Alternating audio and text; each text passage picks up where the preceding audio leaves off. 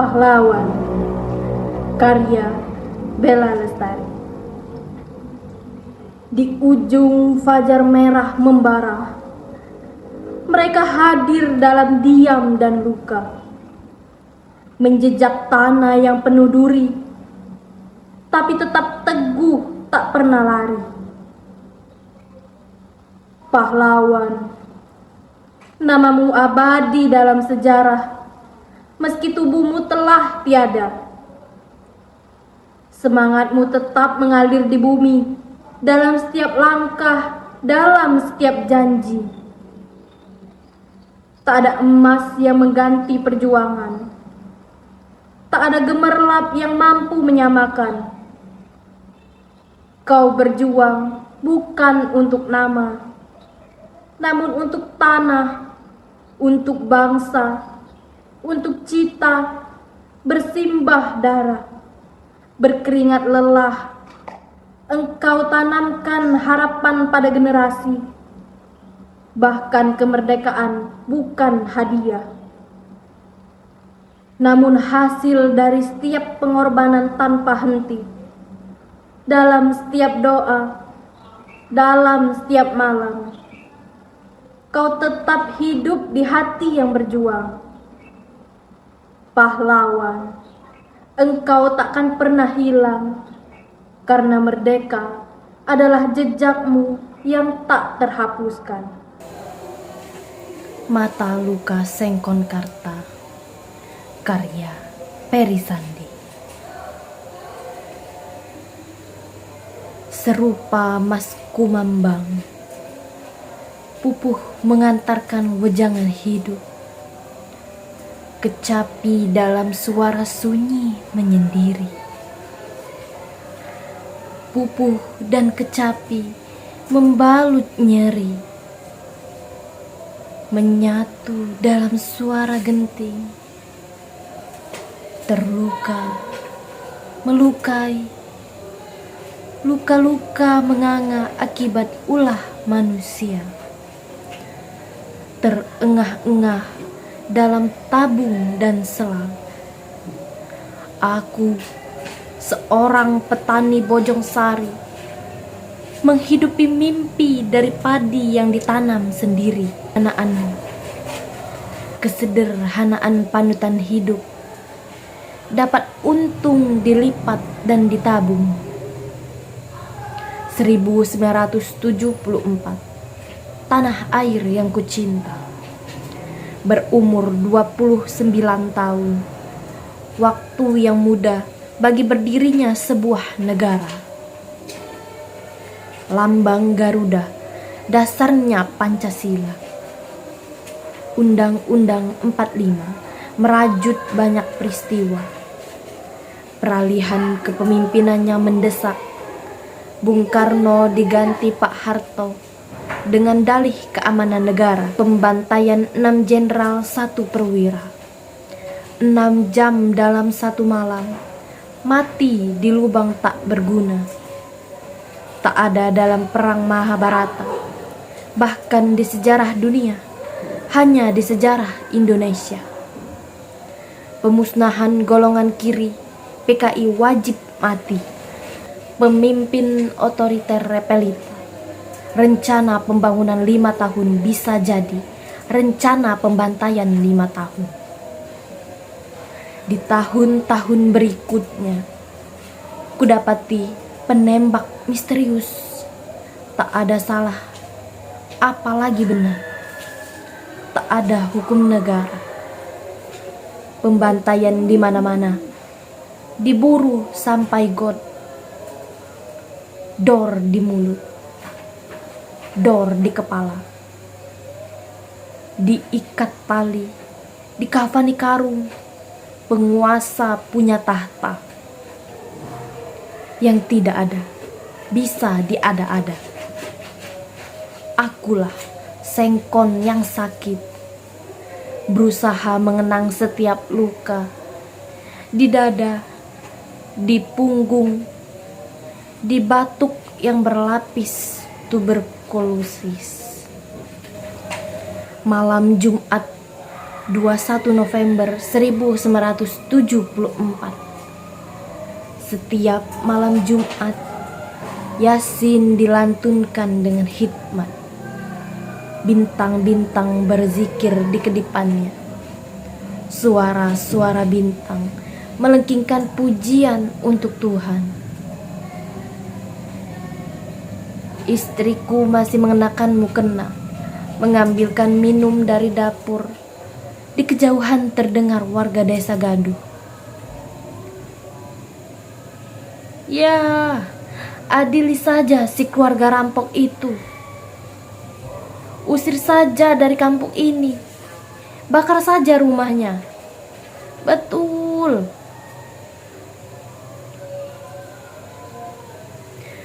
Di lubang bilik ada banyak obor dan petromak menyala. Teriakan tegas, "Saudara Sengkon, saudara sudah dikepung ABRI. Kalau mau selamat menyerahlah. Saudara sudah tidak bisa kabur." Istriku kaget. "Kok kamu, Kang?" Kebingungan. "Demi Allah, saya tidak berbuat jahat." Masih dalam suara yang sama. "Kalau saudara tidak keluar dalam hitungan 3, kami akan mengeluarkan tembakan peringatan. 1, 2, 3. Secepat yang ku bisa di pintu ratusan warga mulai melontarkan sumpah serapah. Anjing, babi, bagong, tai, sampah, segalanya ada di mulut warga. Kata-kata tak mewakili peri kemanusiaan. Warga desa bengis seperti serigala. Tak ada rasa kasihan. Dari batu sampai bambu, dari golok sampai balok, diacung-acungkan ke arahku. Serempak berkata, "Allahu Akbar." Batu, bambu, dan balok berterbangan ke arahku. Saudara-saudara sekalian, tolong hentikan. Biarkan pengadilan yang memutuskan hukuman. Aku masih diselimuti kebingungan. Disambut razia seluruh badan. Kepalaku ditodong senjata laras panjang, mendekati puluhan ABRI dan polisi. Ya, gantung saja. Dasar orang tak tahu diri.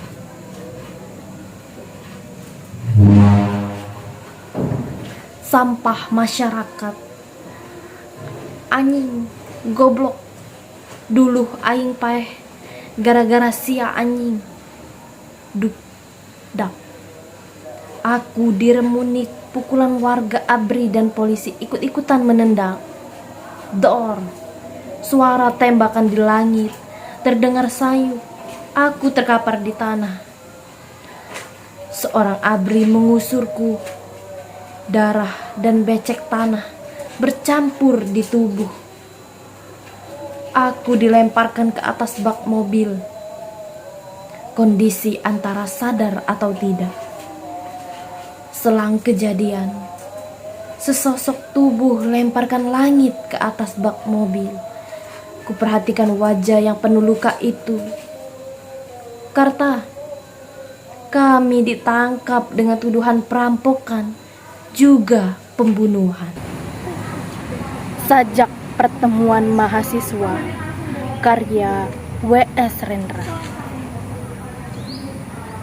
Matahari terbit pagi ini, mencium bau kencing orok di kaki langit, melihat kaki coklat menjalar ke lautan, dan mendengar dengung lebah di dalam hutan. Lalu, kini ia 2 penggalan tingginya, dan ia menjadi saksi kita berkumpul di sini, memeriksa keadaan. Kita bertanya, kenapa maksud baik tidak selalu berguna? Kenapa maksud baik dan maksud baik tidak berlaga? Orang berkata, kami ada maksud baik. Dan kita bertanya, maksud baik untuk siapa? Ya, ada yang jaya dan ada yang terhina, ada yang bersenjata, ada yang terluka, ada yang duduk, ada yang diduduki, ada yang berlimpah, ada yang terkuras. Dan kita di sini bertanya, maksud baik saudara untuk siapa? Saudara berdiri di pihak yang mana? Kenapa maksud baik dilakukan, tetapi makin banyak petani kehilangan tanahnya? Tanah-tanah di gunung telah dimiliki orang-orang kota. Perkebunan yang luas hanya menguntungkan segolongan kecil saja. Alat-alat kemajuan yang diimpor tidak cocok untuk petani yang sempit tanahnya. Tentu kita bertanya, lantas maksud baik saudara untuk siapa? Sekarang matahari semakin tinggi, lalu akan bertatah juga di puncak kepala.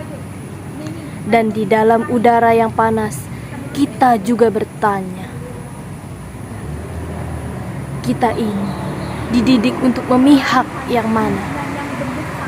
Ilmu-ilmu yang diajarkan di sini akan menjadi alat pembebasan ataukah alat penindasan? Sebentar lagi matahari akan tenggelam, malam akan tiba. Cicak-cicak berbunyi di tembok dan rembulan berlayar. Tetapi pernyataan kita tidak akan meredah, akan hidup di dalam mimpi, akan tumbuh di kebun belakang. Dan esok hari matahari akan terbit kembali. Sementara hari baru menjelma, pertanyaan-pertanyaan kita menjadi hutan, atau masuk ke sungai menjadi ombak di samudra. Di bawah matahari ini kita bertanya, ada yang menangis, ada yang mendera, ada yang habis, ada yang mengikis.